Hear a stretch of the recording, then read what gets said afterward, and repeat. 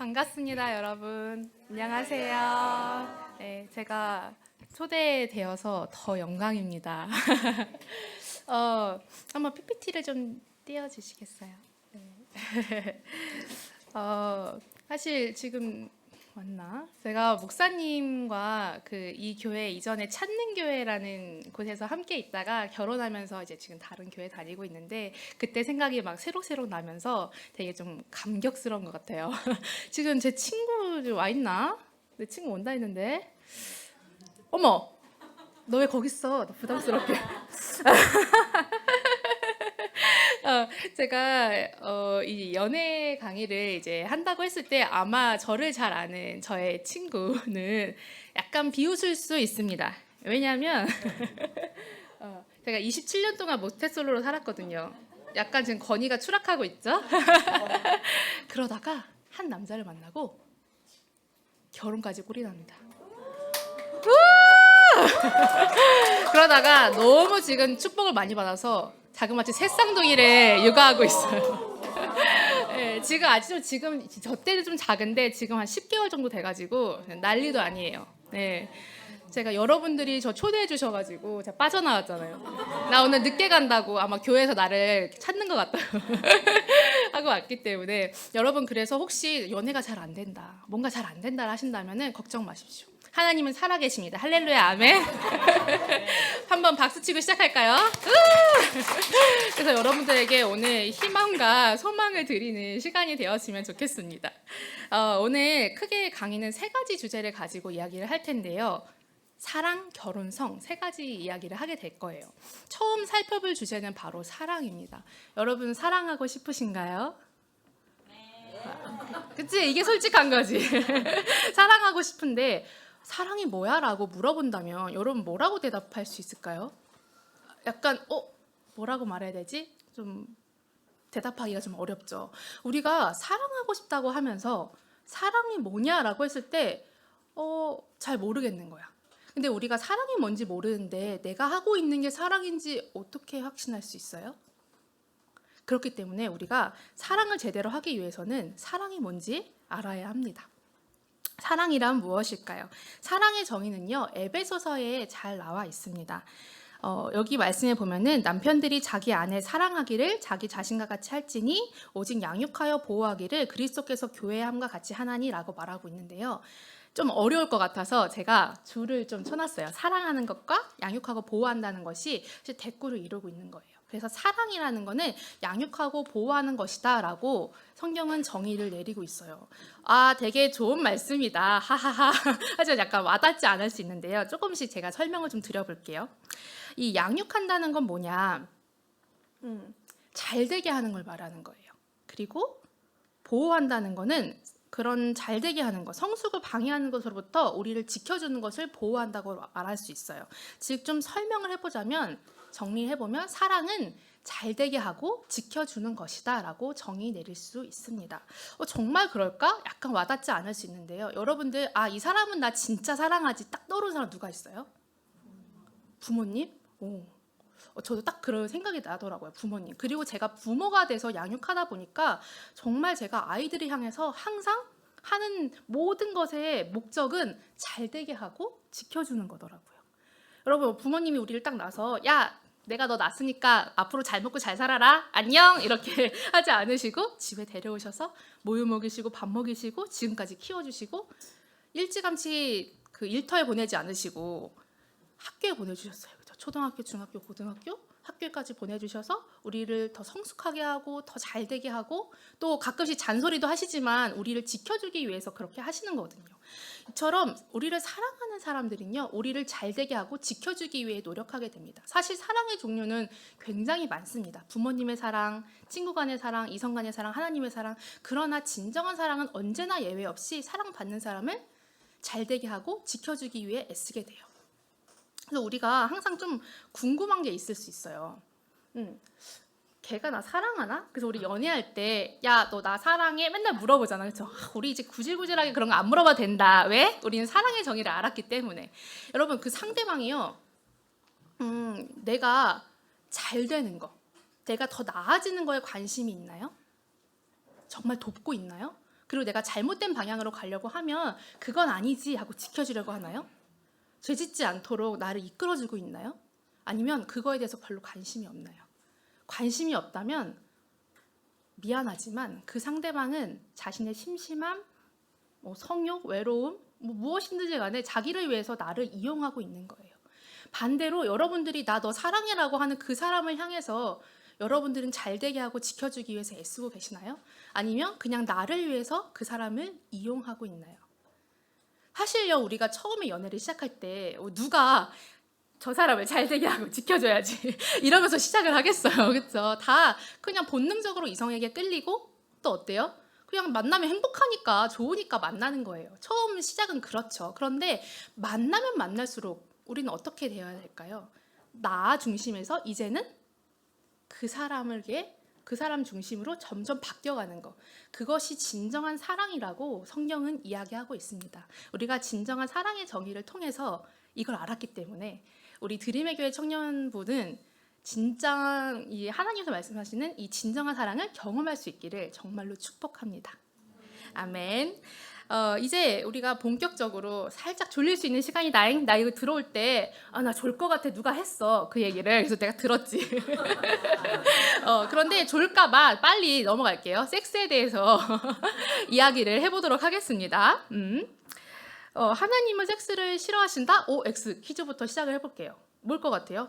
한번 표시해 보세요. X? X가 되세요? 요쪽은 지금 별로 뜻이 없어. X? 역시 드림의 교회 수준이 높아요. 맞습니다. 정답은 X입니다.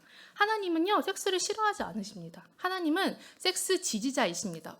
싫어하지 않은 것까지는 알았는데 지지까지 하신다니 이건 무슨 뜻일까? 성경에 보면은요, 실제로 섹스를 죄라고 하거나 불결하다고 하는 구절은 한 구절도 없습니다. 오히려 잠언에는요, 부인과의 섹스를 갈망하고 즐겨라라고 권면하고 있고, 아가서에는 그 섹스를 굉장히 노골적으로 묘사하고 있어요. 잠언과 아가서 오늘부터 통독 시작이다. 좋은 말씀이었군. 오히려 그 섹스에 대해서 부정적으로 말하고 있는 구절들은 하나님의 계획에서 벗어나서 함부로 사용하고 있는 부분에 대해서만 그렇게 말하고 있다는 거예요. 그렇다면 하나님이 지지까지 하시면서 섹스를 만드신 이유는 무엇일까? 총 3가지가 있어요. 첫 번째는 출산. 아기를 만들기 위해서. 창세기에 보면은 생육하고 번성하여 땅에 충만하라 이렇게 이야기를 하고 있는데요. 이 말씀에 보면은 1차적으로 해석하면 섹스를 많이 해서 아이를 많이 낳아라 라는 뜻이에요. 그러니까 섹스를 통해서 생명을 만들어내는 능력을 우리에게 주신 것이죠. 그래서 약간 여기서 불만이 있는 사람들이 생길 수 있어. 어떤 사람들이 불만이 있을까? 나 그냥 섹스만 즐기고 싶은 건데 아기가 생길 수 있는 거야. 그냥 좀 편하게 즐길 수 있게 피임도 안 하고 그럴 수 있게 좀 이 섹스에 출산이라는 기능만 싹 뺐으면 좋았을 것을. 하나님은 왜 섹스를 이렇게 만드셨을까요? 우리 한번 생각해 볼까요? 하나님께서 그냥 섹스를 아무하거나 해도 되는 것으로 만드셨다면 꼭 섹스에 출산이라는 기능을 넣으셨어야 했을까요? 예를 들면 하나님이 부부가 아기를 낳고 싶어. 그러면 밤 12시에 초를 12개를 켜놓고 기도를 1시간 동안 빡세게 하면 아기가 생긴다든지 그런 창의적인 방법이 있을 수 있잖아요. 하나님이니까. 그런데 하나님은 그렇게 하지 않으셨다는 거예요. 그 이유는 왜냐하면 하나님은 처음부터 섹스를 부부에게 주는 선물로 만드셨기 때문입니다. 부부에게 아이는 큰 축복입니다. 저도 이 아이들이 결혼 8년 만에 생긴 거거든요. 제가 얼마나 기뻤을까요? 그렇죠? 아마 여러분들이 딱 배에 잉태되었을 때 부모님이 정말 기쁘셨을 거예요. 이렇게 큰 축복이 있다니 정말 기쁘셨을 거예요. 그런데 결혼 생각이 없는 사람들에게 아이는 여전히 축복일까요? 이렇게 큰 축복이 나에게 오다니 그럴까요? 재앙이구나. 내 인생 못했다. 이러겠죠. 그래서 사실 우리나라에 낙태법이라는 게 있었어요. 낙태하면 안 돼. 그런 법이 있었는데 사실상 폐지가 되었습니다. 내 뱃속에 있는 이 재앙을 죽이게 해달라고 했더니 그래 그건 진짜 재앙이겠다. 죽여라. 이렇게 허락을 한 거예요. 여러분, 하나님은 생명을 재앙으로 만들지 않으셨습니다. 섹스를 재앙으로 만들지 않으셨어요. 하나님은 섹스를 축복으로 만드셨습니다. 하나님이 그래서 하나님 우리를 너무나도 사랑하시기 때문에 우리에게 섹스는 생명으로 연결되기 때문에 단 한 가지 심플한 규칙을 주셨어요. 그게 뭐냐면 결혼한 부부 안에서만 해라. 우리의 자유를 억압하기 위함이 아니라 사람을 지키기 위해서 이 기준을 만드셨다는 거예요. 그래서 우리는 이 하나님을 믿고 가자라고 말하고 싶어요. 두 번째, 하나님이 섹스를 왜 만드셨을까? 바로 연합을 위해서입니다. 창세기 말씀에 보면은 남자는 자기 아버지와 어머니를 떠나 아내와 한 몸을 이루게 된다라고 말하는데요. 어떻게 아내와 남편, 우리는 두 사람인데 어떻게 한 몸이 되는 것처럼 연합될 수 있을까요? 그것은 바로 섹스를 통해서 가능합니다. 여러 가지 방법이 있지만 하나님이 특별히 섹스를 통해서 남자와 여자가 한 몸처럼 느끼게 만드시는데요. 우리가 섹스를 할 때요, 우리 몸에서는 호르몬들이 나와요. 여자의 경우는 옥시토신이라는 호르몬이 나오는데 이 호르몬이 어떤 기능을 하냐? 상대방과의 깊은 애정과 연합감을 느끼게 하는 호르몬이에요. 이 호르몬이 섹스할 때뿐만 아니라 언제도 많이 나오냐면 출산할 때, 또 모유 수유를 할 때도 굉장히 많은 양이 나와서 이 아이가 내 한 몸이구나라고 인식해서 잘 돌볼 수 있게 하는 기능을 해요. 남자의 경우는 바소프레신이 이런 기능을 하게 됩니다. 그래서 부부가 절대 떨어지지 말고 한 몸처럼 지내라고 하나님은 우리가 섹스를 할 때 이런 호르몬들이 굉장히 많이 나오게 돼서 얘가 내가 한 몸이구나, 우리 서로가 한 몸이구나라고 느끼게 한다는 거예요. 그런데 여러분, 이거 궁금하지 않으세요? 부부가 아닌 다른 사람들끼리 섹스를 한다면 어떤 일이 일어날까? 시카고에서 흥미로운 조사 결과를 발표를 했는데요. 섹스 파트너를 바꿀 때마다 이 호르몬의 분비 기능이 저하된다는 거예요. 이게 무슨 말이냐? 예를 들면 이런 거예요. 내가 A라는 사람이랑 첫 경험을 했어. 그때 호르몬이 100만큼 나왔고 100만큼 끈끈함을 느꼈어. 근데 A랑 헤어졌네. B로 갈아탔어. 그때는 호르몬이 80만큼 나왔고 80만큼 끈끈함을 느꼈어. 근데 C로 갈아탔네. 60, D로 갈아탔네. 40. 이렇게 파트너를 바꾸면 바꿀수록 우리의 호르몬 수치가 계속적으로 감소했다는 거예요. 즉, 우리가 섹스 경험이 많으면 많을수록 이전과 같은 그런 끈끈함을 느낄 수가 없게 되고, 그런 상태로 결혼하게 되면 배우자와 연합할 수 있는 그런 능력을 상당히 소실한 상태에서 결혼을 하게 된다는 것입니다. 그런데 이런 끈끈이 능력만 사라지는 것이 아닙니다. 고린도전서는 이렇게 이야기를 합니다. 함께 한번 읽어볼까요? 시작!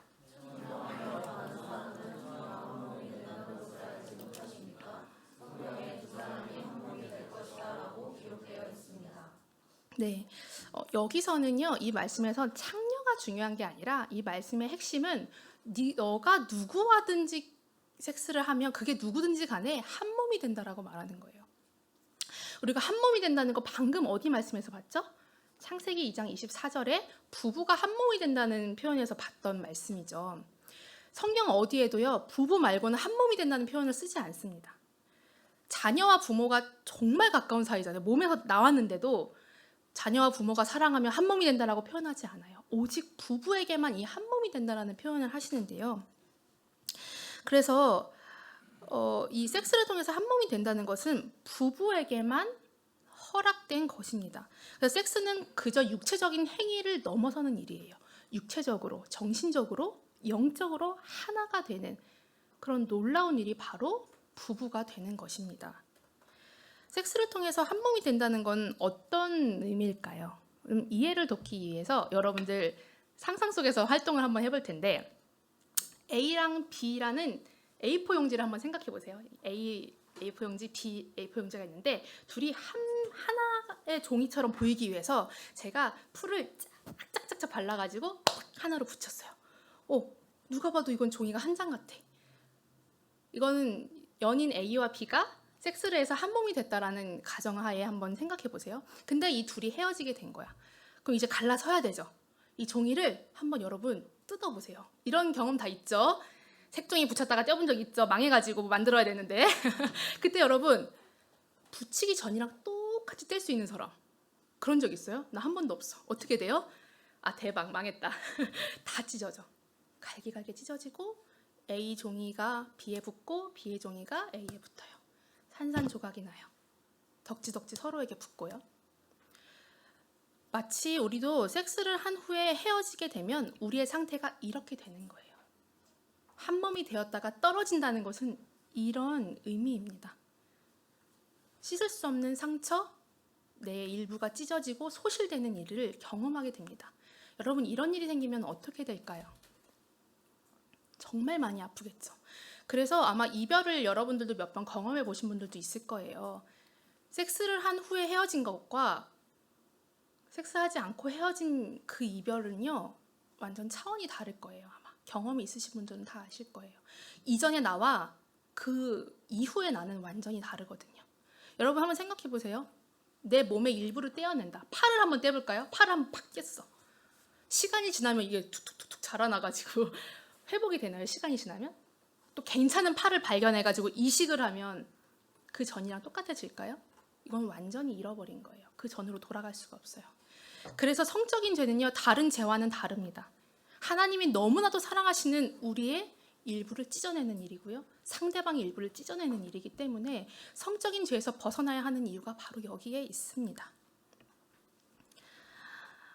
그런데 여기서 그치지 않고 우리가 이 상태에서 또 누구랑 자고 헤어지고로 반복한다고 생각해 보세요.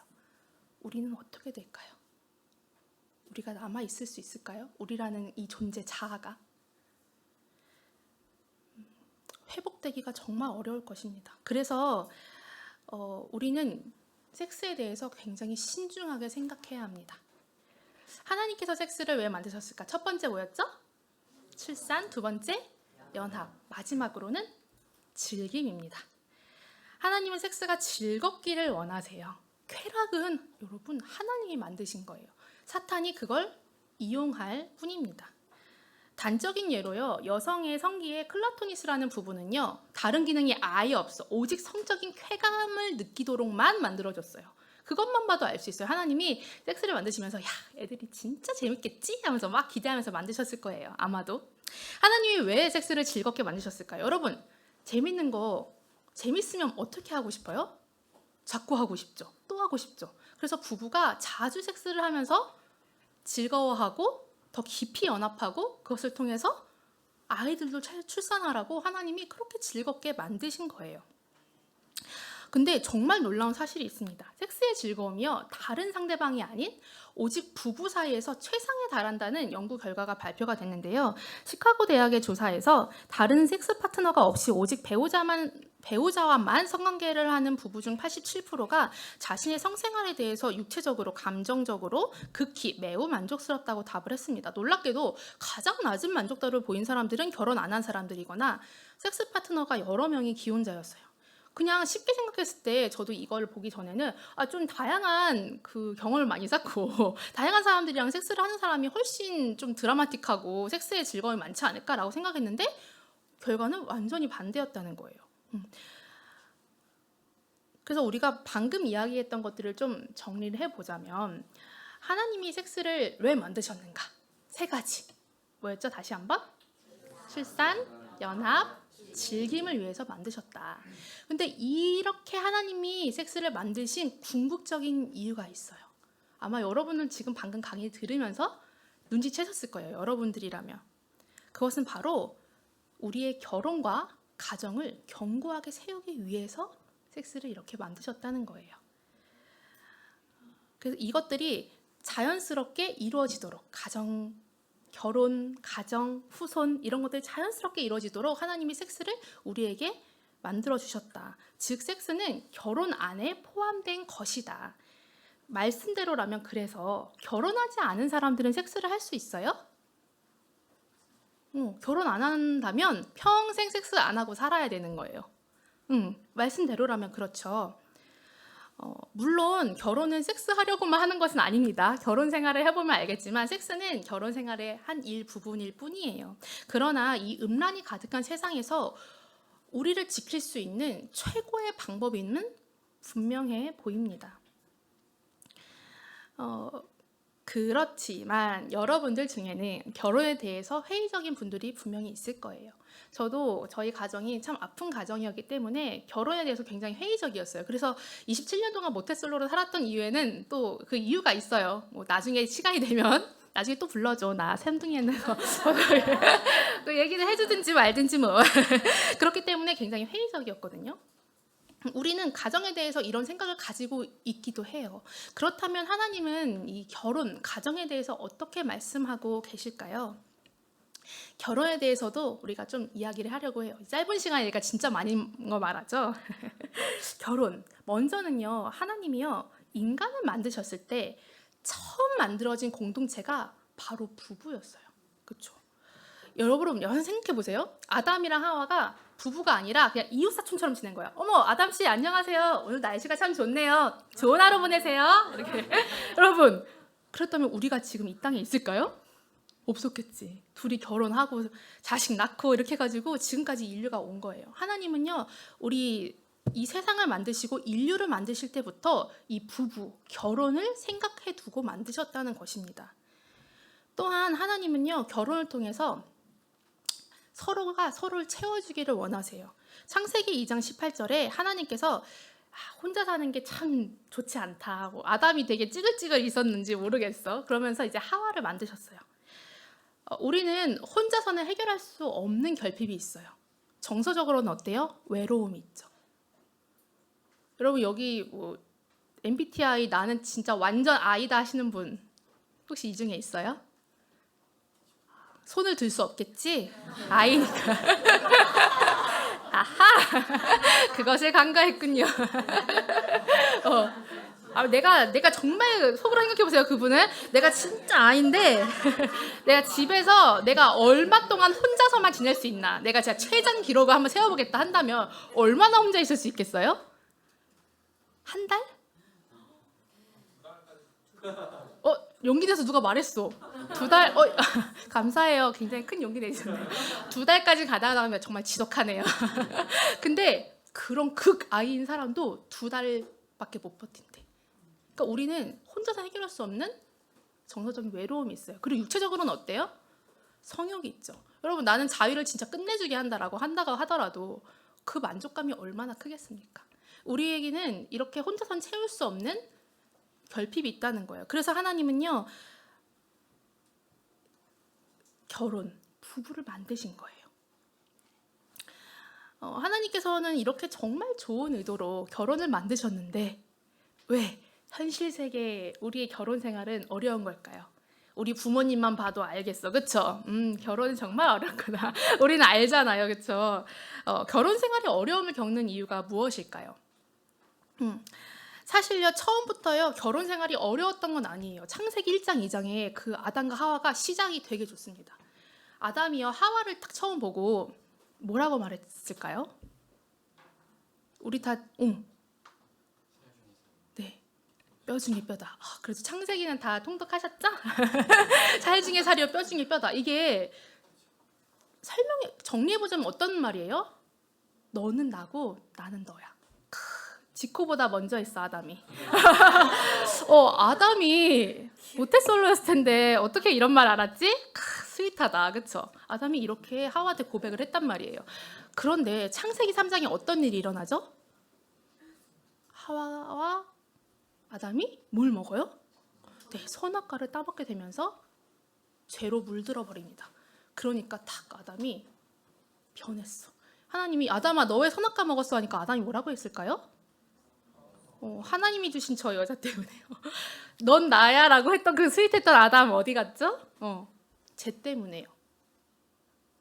그렇게 완전히 이기적이고 죄된 모습이 드러나 버리게 된 거예요.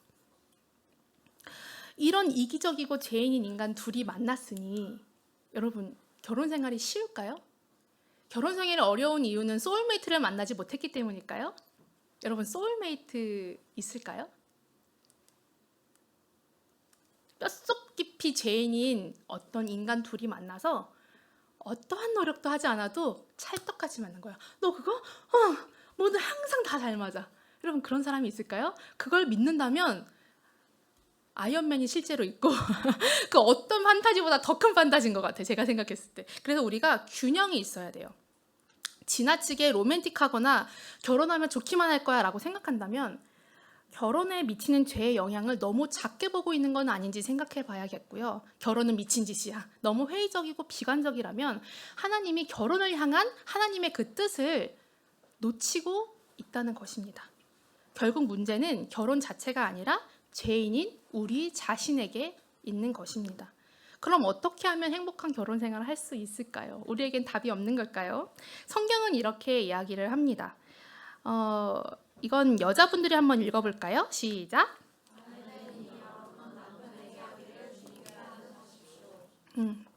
다음 말씀은 남자들이 한번 읽어볼게요. 시작.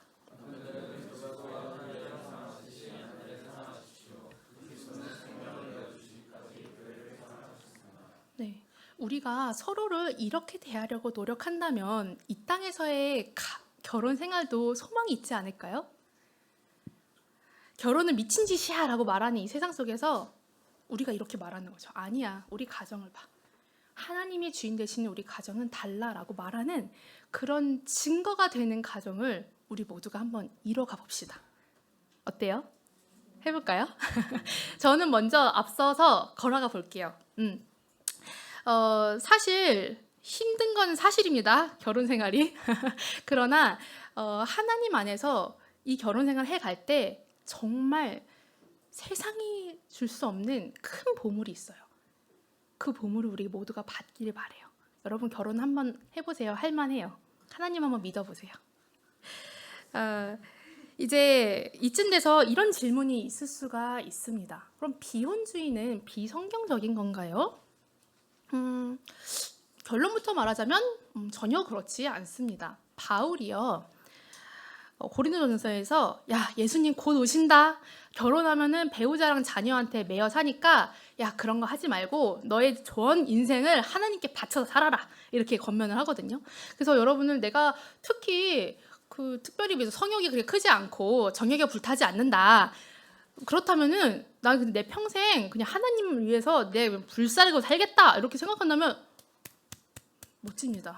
그렇게 사십시오. 내가 가지 못한 길이기 때문에 여러분 그렇게 한번 살아보세요. 정말 멋지잖아요. 그렇죠? 근데 바울이 그런 얘기는 해요.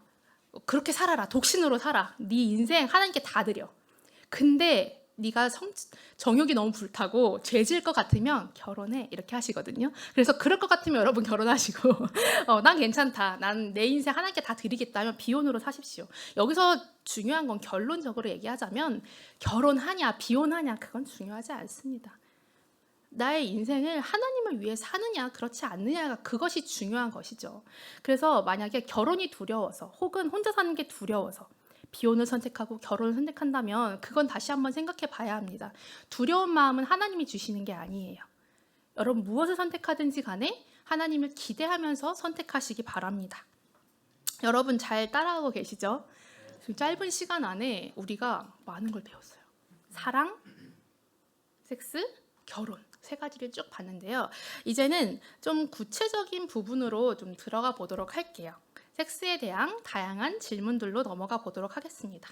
이런 질문이 있을 것 같아요. 근데 솔직히 간사님, 우리에게도 이렇게 강한 성욕이 있는데 결혼할 때까지 섹스를 참는다는 건 솔직히 우리 아닐까요? 고자도 아니고 우리 아닌가 이거? 여러분 한번 생각해 보세요. 섹스가 참을 수 없는 것이라면 성폭행범들은 처벌하면 안 되지 않아요? 못 참아서 그런 건데. 근데 우리 처벌하죠. 왜요? 여러분 혹시 그런 분 있을까요? 완전 꼴린다. 어떻게 못 참겠다고 바지랑 팬티 다 벗어 막 그 사람한테 막 달려가. 그런 분 있어요? 여기는 없겠지. 그럼 어딘가에 철컹철컹 큰 집에 들어가 있을 거예요. 여기서 우리가 알 수 있는 사실은 섹스는 욕구의 문제가 아니라 선택의 문제라는 것입니다. 두 번째, 사랑하면 섹스는 당연한 거 아닐까요? 질문 드리고 싶어요. 진정한 사랑은 꼭 섹스로 표현이 되어야만 할까요? 섹스를 해야 진정한 사랑인가요? 그게 없으면 사랑하는 게 아닐까요? 제가 두 친구의 이야기를 좀 들려드릴게요. 둘 다 여자친구들인데 한 친구가 얼굴이 너무 안 좋은 거야. 그래서 너 무슨 일 있어? 했더니 남자친구랑 헤어졌어요. 왜? 그랬더니 그 남자친구가 오빠인데 그 여자친구의 성관계를 요구한 거예요. 그래서 오빠한테 오빠 나는 섹스는 결혼하고 나서 하고 싶어 라고 했더니 그 오빠가 어떻게 할게요? 야 장난 아니야? 헤어져. 이래가지고 찼대. 근데 뭐 이렇게 얘네도 사랑하고 싶은가 봐. 그래, 잘 들어라. 너도 그래 헤어졌대. 그렇구나. 두 번째 친구는 20살 때부터 안 믿는 남자친구랑 이제 교제를 시작을 했는데 그 친구도 그때는 믿지 않았었어요. 그래서 뭐 야 놀자, 그 당시에 있는지 몰랐으니 야 놀자 하면서 놀았대. 그러다가 중간에 이 여자친구가 예수님 믿게 된 거예요. 그래서 어떻게 했을까? 남자친구에게 청청병력 같은 소리를 합니다. 나 이제 섹스는 결혼하고 나서 하고 싶어. 우리 같이 한번 그렇게 해보자. 그 남자친구가 어떻게 했을까요? 야 장난하냐? 라고 한 게 아니라 알겠어. 그래가지고 그 친구들이 총 8년이었던 거야. 총 8년을 연애를 하고 결혼까지 하고 지금은 아기 낳고 잘 살고 있어요. 여러분 어떤 남자친구가 정말 여자친구를 사랑하는 남자친구일까요? 너무 뻔하지만 첫 번째, 두 번째. 두 번째 남자친구겠죠. 첫 번째 남자친구는 아마도 이 여자친구 자체보다 자신의 욕구를 채우는 것이 더 중요했던 것 같아요. 또 나랑 안 자? 오케이. 나 다른 여자랑 자면 돼. 내 욕구를 채워줄 다른 여자 만나면 돼. 두 번째 남자친구는 고자였을까요? 그건 아닌 것 같아. 그치? 애기도 낳고 한 거 보니까. 그럼 자기도 힘들었을 텐데 알았어. 하면서 그 시간을 지켜낸 거예요. 왜? 자신의 욕구를 채우는 것보다 여자친구가 그 자체가 더 소중했기 때문이었겠죠. 여러분 사랑하는 사람과 섹스하고 싶은 욕구는 사실 너무 당연한 거 아닐까요? 우리는 성적인 존재로 지어졌잖아요. 그런데 그 욕구대로 행동하는 것이 사랑일까요? 사랑이 뭐라고 했죠? 잘 되게 하고 지켜주는 것. 사랑은 섹스가 아닙니다. 사랑은 지켜주는 것입니다. 다음 질문. 결혼할 사이라면 해도 되지 않을까요? 어차피 결혼할 건데? 다시 한번 질문해 볼게요. 어차피 결혼해서 실컷 하게 될 건데 지금 해야 되는 이유가 뭐예요? 그 사람을 잘 되게 하고 지켜주기 위해서인가요? 아니면 지금 내 욕구를 참고 싶지 않아서인가요? 하나님 앞에 스스로 질문해 봐야겠죠. 다음 질문. 포르노 보는 것이 문제가 될까요? 네, 문제가 됩니다. 아주 많이 문제가 됩니다. 포르노는 뭘까요? 포르노의 정의가 없어졌네. 내가 읽어줄게요. 포르노는요, 성적 자극을 주기 위해 만들어진 모든 매체를 포르노라고 합니다. 그래서 막 야동이라고 불려지는 것도 포함되지만, 이런 성적인 욕구, 성적 자극을 주기 위해서 만들어진 모든 것들을 다 포르노라고 할 수 있어요. 먼저 이 포르노가 우리에게 치명적인 이유는요, 우리의 그 이미지들이 우리의 뇌에 각인되기 때문이에요. 특히 우리가 포르노를 볼 때 머리에서는 노르에프네프린이라는 호르몬이 탁 나오는데요. 이 호르몬의 별명 중에 하나는 기억 호르몬이에요. 이 어떤 것들 특별히 기억하냐? 지극히 감각적이고 자극적인 경험들을 딱 경험을 하면 어머 이거 잊으면 안 돼 하면서 뇌에 딱 도장을 찍어 놓는 거거든요. 우리 그 지난주 설교 말씀 기억나세요? 여러분 생생하게? 목사님 죄송합니다. 저도 잘 기억이 안 나는데요. 우리 목사님 설교. 근데 여러분 최근에 본 그런 어떤 성행위 영상이라든지 그런 장면들을 떠올려 보면은 꽤나 선명하게 기억이 날 것입니다. 설교 들을 땐 노르에프네프린이 안 나왔는데 포르노 볼 때는 막 너무 자극적이어서 우리의 머리에 각인이 된 거예요. 그런데 이 기억들이 각인된 기억이 특별히 언제 딱 머릿속에서 튀어나오냐? 비슷한 경험을 할 때 기억이 떠오르게 되는데요. 만약에 예를 들어서 여러분들이 결혼을 해서 잠자리를 갖게 됐어요. 배우자와. 그때 이 뇌는 어머 나 이 장면 어디서 봤는데? 이러면서 예전에 봤던 그런 영상이 있다면 그것들을 떠오르게 하고 혹은 내가 성적인 경험이 있다면 그 경험을 떠오르게 해요. 왜? 뇌는 이전의 경험을 가지고 지금 도움받으려고 하는 거거든요. 그런데요. 배우자 입장에서는 어떨까요? 나랑 지금 섹스를 하고 있는데 내 남편이 다른 여자를 떠올리고 있는 거예요. 저는 너무 배신감이 들 것 같아요. 반대로 여러분은 어떨까요? 나와 내 배우자가 섹스를 하고 있는데 내 배우자가 다른 이성을 떠올리고 있어. 그 장면을 떠올리고 있어. 그가 의도하든 하지 않든지 간에. 그러면 어떤 사람은 이런 질문을 할 수 있을 것 같아요. 그러면은 그 남편이랑 아내랑 섹스 잘할 수 있도록 경험을 많이 쌓아오면 좋은 거 아니에요? 더 잘할 수 있잖아요. 그렇게 생각할 수 있죠. 그런데 여러분 그럴 것 같아요. 여러분 배우자가 여보, 나 여보랑 잘하려고 경험 되게 많이 쌓고 왔어요. 잘했죠? 여러분 고마워요. 감동이에요. 여러분 그럴 것 같아요? 저는 제 남편이 서툴러서 좋았어요. 만약에 잘했으면 이것 봐라 이상했을 것 같은데 저는 저희 둘이 서툴렀지만 서로 배려하고 맞춰가고 알아가는 과정이 너무 소중했어요. 우리만의 것, 그 누구하고도 해본 적 없는 우리만의 것을 우리가 소중하게 우리만이 누릴 수 있다는 그것이 너무 행복하고 지금까지 우리 부부를 지켜주는 가장까지는 아니지만 큰 우리의 신뢰관계 그리고 서로를 지켜주는 기둥이 됐다고 저는 생각을 합니다. 그래서 히브리서에는 이런 말씀이 있어요. 모든 사람은 결혼을 귀히 여기고 침소를 더럽히지 않게 하라. 이 구절은요, 부부의 섹스에 다른 사람을 끌어들이지 말고 순결하게 지켜라라는 뜻이에요. 그래서 우리가 결혼 안에서만 성관계를 갖기로 결정하는 것, 그리고 포르노를 보지 않는 것은 장차 평생 함께할 배우자와의 침실에 그 어떤 것도 들어오지 못하게 하는 것입니다. 또한 포르노는 중독과 성기능 장애를 가져올 수 있습니다. 또한 포르노는 모방하고 싶어집니다. 만약 여러분들 지금 혹시 다이어트 하는 분들 있어요? 날씨가 따뜻해지는군. 다이어트다.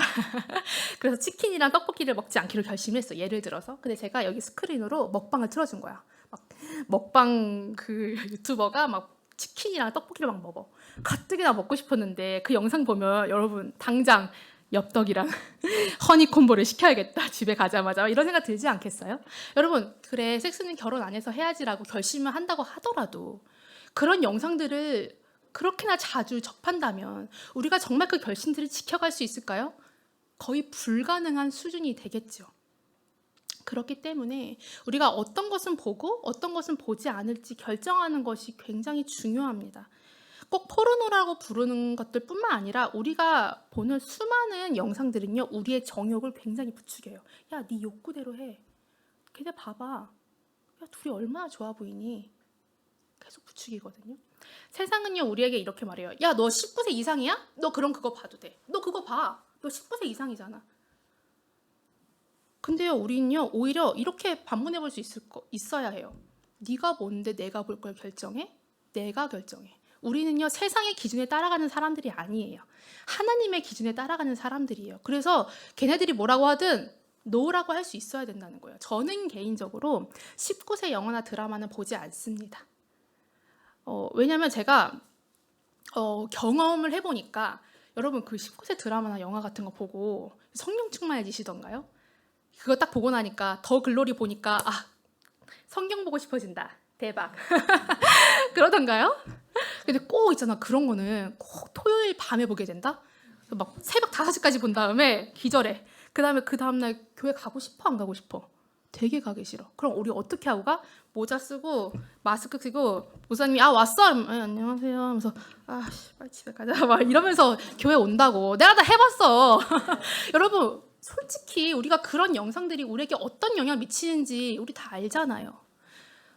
그러니까 제가 그런 기준들을 만들었어요. 저는 그래서 넷플릭스도 구독하지 않았거든요. 여러분들에게 저처럼 하라는 말이 아니에요. 세상의 기준이 아니라 여러분만의 하나님 안에서의 그 기준을 반드시 세우시기 바래요. 이거는 내 인생의 주도권에 달린 문제예요. 나에게 아무거나 나에게 영향을 미치도록 하지 마시고 나에게 영향을 미칠 것에 대해서 내가 결정하는 것. 그것은 우리에게 맡겨진 일입니다. 그래서 이따가 소그룹 모임 한다고 들었거든요. 그때 한번 좀 정해보셔도 좋을 것 같아요. 나는 이 영상물에 대해서 이런 기준을 좀 새롭게 세워봐야겠다. 그런 것들을 한번 생각해 보시기 바래요. 여러분들에게 드리는 미션입니다. 다음 질문. 저는 이미 성적 죄를 지었어요. 저는 앞으로 어떻게 해야 될까요? 어떤 친구가 저한테 그러는 거예요. 강의 전에. 간사님, 저는 이미 성 경험을 했어요. 죄를 지었어요. 전 이미 글렀어요. 다른 친구들 많이 알려주세요. 전 어쩔 수 없어요. 늦었어요. 이렇게 얘기하는 거예요. 마음이 너무 아프더라고요. 근데 그 친구가 마치 이렇게 생각하는 것과 같다는 생각이 들었어요. 저희 집은 여러분 광운대역이라고 아세요? 1호선 끝에 있는 그쪽이고 저희 친정은 인천이에요. 그래서 제가 항상 친정 갈 때 1호선 그 인천행을 타고 자주 친정에 갔었는데 예를 들어서 제가 인천행을 타야 되는데 실수로 의정부행을 탄 거야. 그럼 내가 어떻게 해야 돼? 나 의정부행 탔네? 그럼 나 어떻게 해야 돼? 내려서 인천행으로 갈아타야겠죠. 근데 제가 아이고 내가 의정부행 탔구나, 어쩔 수 없이 의정부 가야지 하면서 의정부에 뭐가 있을까? 엄마한테 의정부 오라 그럴까? 여러분 웃기잖아요, 그렇죠? 마찬가지예요. 여러분 우리는요, 이게 죄구나, 잘못된 방향이구나, 그러면 갈아타면 돼요. 예수님께서 우리가 갈아탈 수 있는 방법을 이미 마련해 놓으셨습니다.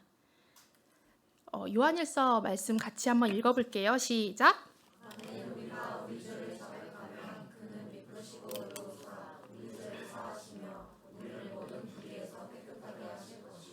네, 우리가 우리 죄를 자백하면 예수님께서 깨끗하게 하신대요.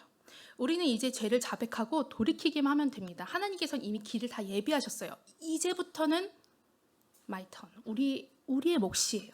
여러분 갈아탈 거예요? 계속 의정부 갈 거예요. 이건 이제부터 내 몫인 거예요.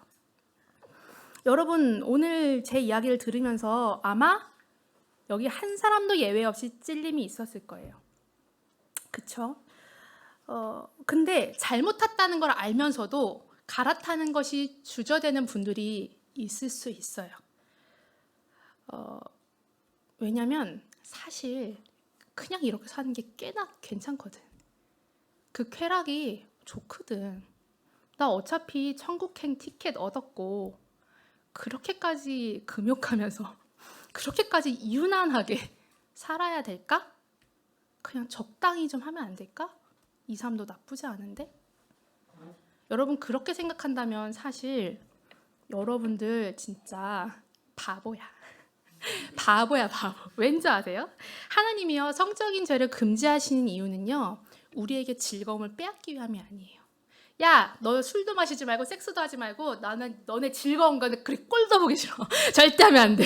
이렇게 하나님이 하시는 게 아니라요, 하나님이 진짜 정욕을 금지하신 이유는요, 정욕이 주는, 성적인 죄가 주는 그 값싼 쾌락이 아니라 하나님만이 줄 수 있는 그 영혼을 깊이 채우는 그 충만함과 진정한 기쁨, 그 만족감을 우리에게 주시기 위함이라는 거예요. 우리가 이걸 믿을 때 그제서야 돌이키고 싶어져요. 우리 바보가 아니거든. 남는 장사 해야 될 거 아니야, 그렇죠? 그걸 믿을 때 우리가 정말로 그것을 하고 싶어집니다. 여러분 사실은 우리 다 알아요. 여러분 포르노 보고 자위하면서 막 마음이 충만해지시던가요? 난 정말 사랑받는 존재구나. 나 이래서 사는구나. 여러분 막 그런 충만함이 느껴지시나요? 오히려 어때요? 공허하죠. 그러고 나면 현타가 와요. 우리의 영혼의 깊은 갈망을 채우시는 분, 진정으로 나를 나되게 하시는 분은 바로 하나님밖에 없습니다. 그리고 우리가 그걸 알아요. 그러니까 맨날 죄 지으면서도 어때? 주일에 여기 앉아 있잖아. 알거든. 여자친구 남자친구 있어도 뭔가 잘 돼가는 것 같은데도 내 마음은 항상 공허한 거야. 그러니까 자꾸 여기 기어들어와서 앉아. 자꾸 요 주일에 와. 그렇잖아요. 우리 맨날 자꾸 주님을 찾는다고요. 내 깊은 영혼이 아는 거예요. 본능적으로 하나님밖에 없다. 그래서 우리가 이왕 교회 온 거 죄가 주는 기쁨 안에서만 머무르지 말고 죄를 이겨버리는 그 하나님이 주시는 기쁨을 한번 갈망해 보자고요. 그리고 그런 경험이 쌓여갈수록 어떻게 되냐면 죄가 싫어지는 지경까지 이르게 돼요. 제가 남편이랑 지금 9년째 살아가고 있는데요, 정말 감사하게도 아직 바람은 피지 않았습니다. 남편 모르겠어. 어쨌든 뭐 나한테 안 들켰는데 나는 안 폈어. 근데 그 비결이 뭐냐면 바람 피지 말아야지, 절대 안 돼, 이렇게가 아니라 남편을 더 많이 사랑하니까 바람 피기 싫어지더라고. 다른 유혹이 와도 내가 그러다가 남편을 잃어버리면 어떡해? 그러니까 그게 싫더라고. 여러분 죄를 이기는 것도 마찬가지예요. 하나님이랑 좋잖아요. 그러면 죄가 싫어지는 지경에까지 이르게 돼요. 여러분 우리 이왕 교회 다니는 거 한번 그 즐거움, 죄가 싫어지는 지경에까지 이르는 건 뭘까? 그거를 우리가 항상 날마다 경험해 갔으면 좋겠어요. 저도 이제 진짜 쪼무레기예요. 나도 이제 막 조금씩 경험하고 있어요. 여러분 그런 갈망을 항상 품고 하나님과 깊이 있는 교제들을 나누시기 바랍니다. 여기까지 이야기가 왔는데 그리고요 이 이야기를 좀 더 하고 싶은 것은 하나님이요 이런 성적인 죄를 금지하시는 또 다른 이유가 있어요. 진짜 이유. 그것은 우리는 그렇게 시시하게 태어나지 않았기 때문이에요. 이 말씀을 함께 한번 읽어볼까요? 시작.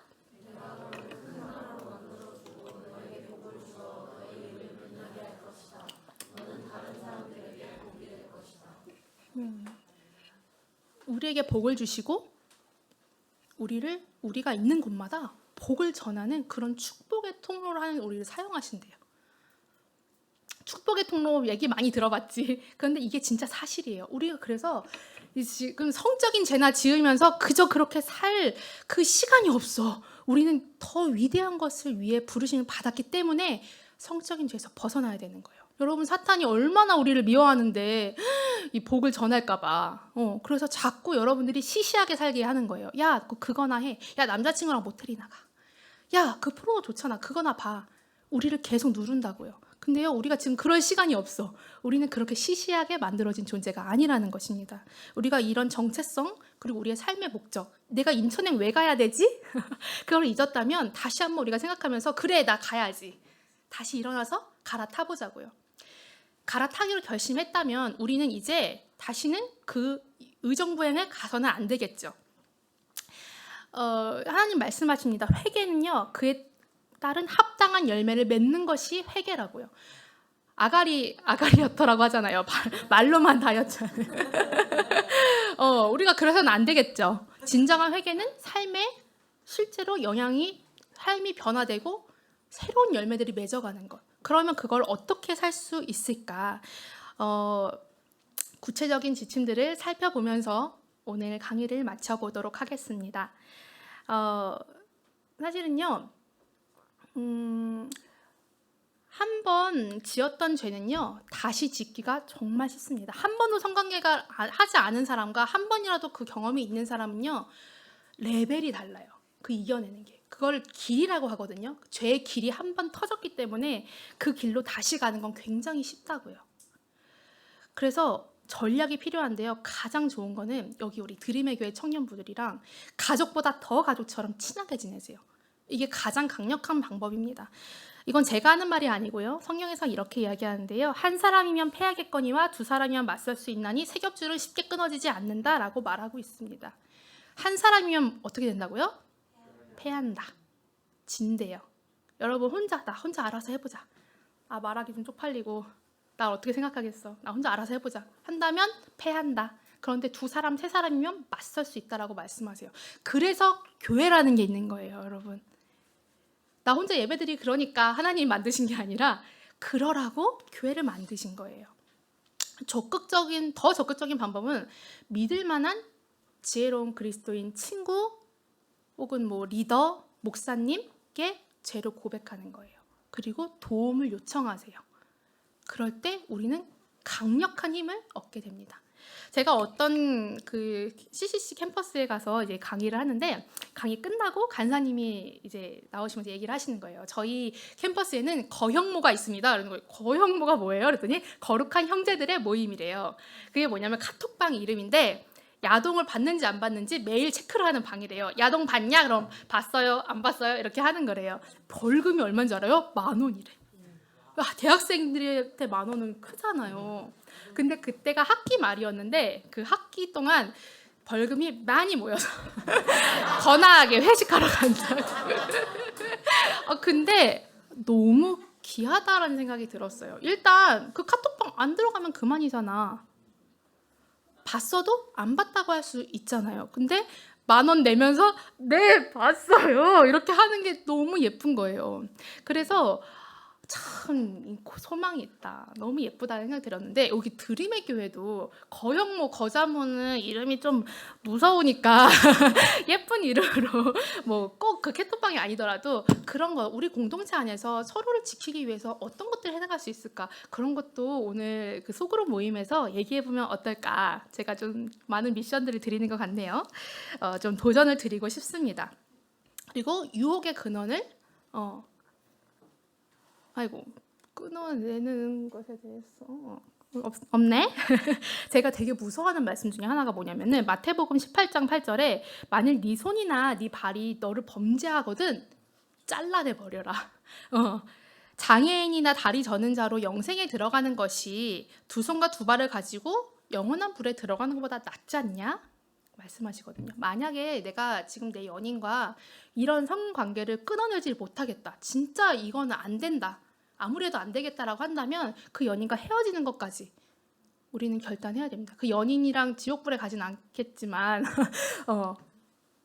그걸 끊어내고 내 영혼이 사는 것이 지금 더 중요하다는 거겠죠. 그렇다면 우리가 좀 더 실제적으로 연애를 할 때 어떻게 우리를 지킬 수가 있을까요? 첫 번째는요. 사귀기 시작할 때부터 스킨십을 어디까지 할 것인가 논의하고 약속하는 게 굉장히 좀 중요합니다. 근데 이런 얘기를 하면은 권사님 너무 민망해요. 우리 사귈 때부터 우리 어디까지 할까? 이렇게 얘기하는 게 민망합니다. 그럴 수 있거든요. 근데 이게 왜 중요하냐? 사실요. 하나님을 진짜 사랑하는 크리스천들 중에요. 나 사귀면 섹스 겁나 많이 해야지. 예스. 이런 사람은 거의 없어요. 그런데 왜? 보통 어때요?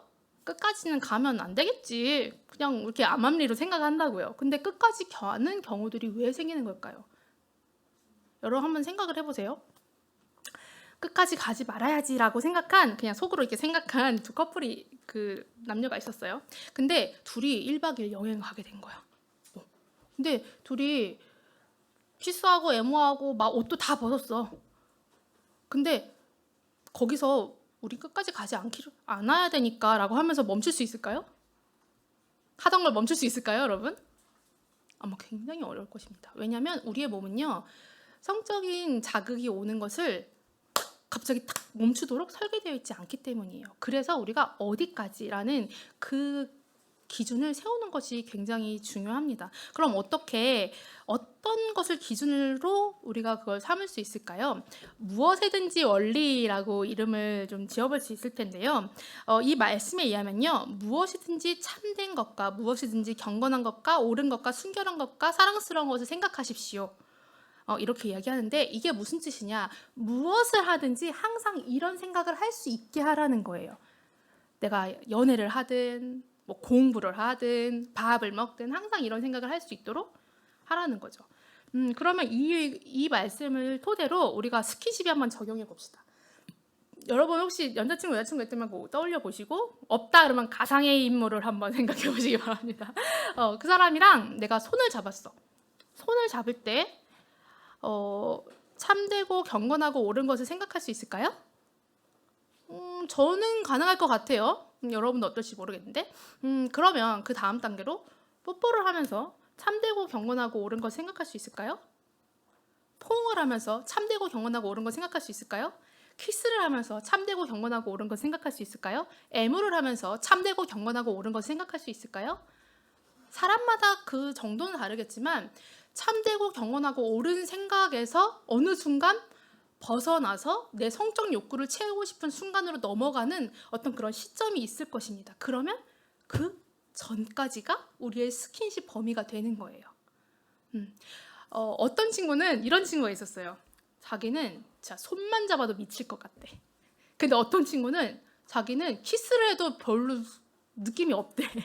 극단적이지 어쨌든. 근데 만약 예를 들어서 이 두 사람이 사귀게 됐어. 그럼 우리의 스킨십 정도는 어떻게 정해야 돼요? 누굴 기준으로 정해야겠어요? 손잡으면 미칠 것 같은 애한테 해야겠지. 더 연약한 사람에게 맞춰서 해야겠죠. 저 같은 경우는 스킨십 어디까지였냐면 볼 뽀뽀까지였어요. 제가 결혼할 때까지 볼 뽀뽀를 지킬 수 있었을까요? 없었을까요? 어땠을 것 같아요? 내가 굉장히 신뢰감을 안 주는 얼굴인가? 다들 사람 잘 보내, 자네. 죄송합니다, 여러분. 저도 지킬 수 없었습니다. 나도 사람이잖아. 제가 입뽀뽀까지 하면은 키스로 넘어가고 키스로 넘어가면은 그것부터는 그냥 고속도로 타겠구나 이런 생각이 들었거든요. 근데 아니나 다를까 입뽀뽀를 하는 날 바로 키스 넘어갔는데 대박. 내가 모태솔로 했댔잖아요. 늦게 배운 도둑질이 무섭다고 너무 좋은 거야. 겁나 좋은 거야. 그래가지고 어떻게 하면 또 우리 단둘이 어두운 곳에 있을 수 있을까? 맨날 데이트하면 막 그런 건 찾아다니는 거야. 근데 그러다가 딱 현타가 왔어요. 나 지금 뭐 하는 거지? 우리가 정말 참되고 경건하고 옳은 생각을 할 수 있었는데 이제는 내 성적 욕구에 채우는 것만 혈안이 되어 있네. 그래서 저랑 남편이 결혼하기 4개월 전쯤이었을 거예요. 그때 우리 이제 키스하지 말자. 그때부터 뽀뽀도 안 했어요. 그냥 격려해주고 잘 가. 진짜 너무 섭섭할 정도로 지켜주더라고. 너무 지켜주던데. 근데 너무 고마웠어요. 그렇기 때문에 하나님 앞에 그리고 제가 사랑하는 저와 남편이 사랑하는 제자들 앞에 거룩하게 끝까지 지킬 수 있었고 또 제가 이런 강의를 할 수 있지 않을까라는 생각도 들었어요. 여러분 지금 혹시 연애를 하고 있는데 많이 넘어섰다. 괜찮습니다. 우리에게는 갈아탈 수 있다 없다? 있다. 인천에 갈아타면 된다. 저희도 다시 돌아오면 돼요. 지금부터 시작인 거예요. 그래서 여러분 이제 연애를 시작하려고 한다 하면은 꼭 이 부분을 함께 논의하고 약속하면서 연애를 시작하시기 바랍니다. 그런데요, 아무리 이런 규칙을 정했다고 하더라도 선을 넘기 쉬운 환경이 있는데 그건 바로 단둘이 밀폐된 곳에 있는 것입니다. 어떤 커플이 우리 손만 잡자 정했어.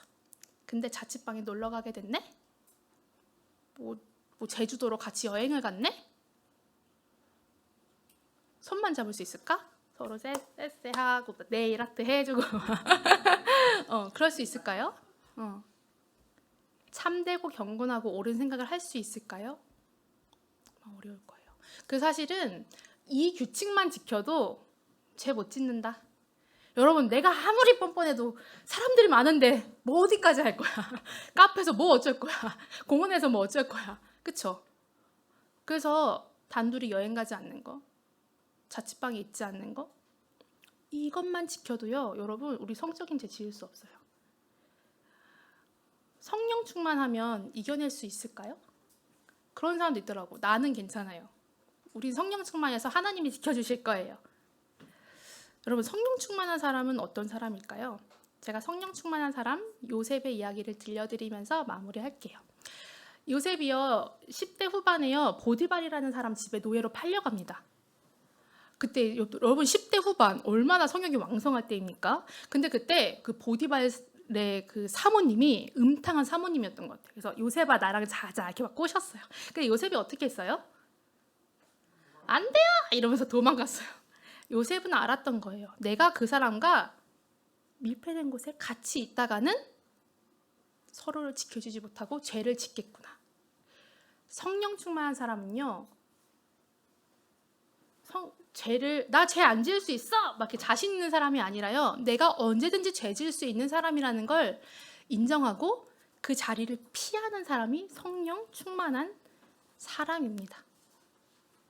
그래서 핵심은 선을 넘을 수 있는 환경을 만들지 않는 것, 그것이 우리를 지키는 가장 최선의 방법입니다. 제가 강의 혹시나 시간이 남으면 이 얘기까지 하고 해야지 했는데 조금 시간이 남으니까 우리가 이런 환경을 만드는 것 중에 정말 중요한 것 한 가지는 연애를 누구와 할 것이냐예요. 이런 성경적인 가치관에 동의하는 사람과 연애를 하시기 바랍니다. 아까 말했죠. 한 사람이면 패하겠거니와 두 사람이면 맞설 수 있다고 했죠. 나도 지금 지키기 힘든 와중에 안 믿지도 않는 사람이 있고 전혀 이런 오늘 같이 이야기한 거에 전혀 동의를 안 해. 여러분 우리 지킬 수 있을까? 이 커플이? 그래서 이런 것들을 동의하는 사람과 연애하는 것도 이런 환경을 적극적으로 만드는 방법입니다. 그리고 이건 성경에 나온 건 아니지만 제가 개인적으로 이야기하고 싶은 거는 연애는 늦게 결혼은 빨리. 왜 이런 생각을 하게 됐을까요? 그거는 사실은 이게 끝났나? 우리가 연애 기간이 요즘 10대 때부터 연애를 해가지고 막 마흔 다 될 때까지 우리 결혼 안 하잖아. 그러니까 막 지금 연애만 한 30년을 하는 거야. 어. 근데 여러분 이 시기가 어떤 시기예요? 육체적으로 굉장히 성욕이 가장 왕성할 때고 외로움도 가장 많이 탈 때. 그러니까 우리의 결핍이 가장 이게 극대화되는 누군가가 정말 필요한 때라고요. 그런데 솔직히 하나님 보이지도 않아, 만져지지도 않아, 있는 것 같은데 희미해. 근데 내 연인은 항상 내 옆에 있어. 여러분, 뭐가 더 실질적으로 느껴질까요? 뭐가 더 나에게 도움이 되는 것 같이 느껴질까요?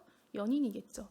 그래서 저는 좀 권하고 싶은 거는 연애 시작을 좀 늦게 결혼은 괜찮다 하면 결혼을 빨리 이거 좀 권하고 싶어요. 여러분 지금 20대 초반 중반은요 정말 나를 멋지게 만들어갈 시간이에요.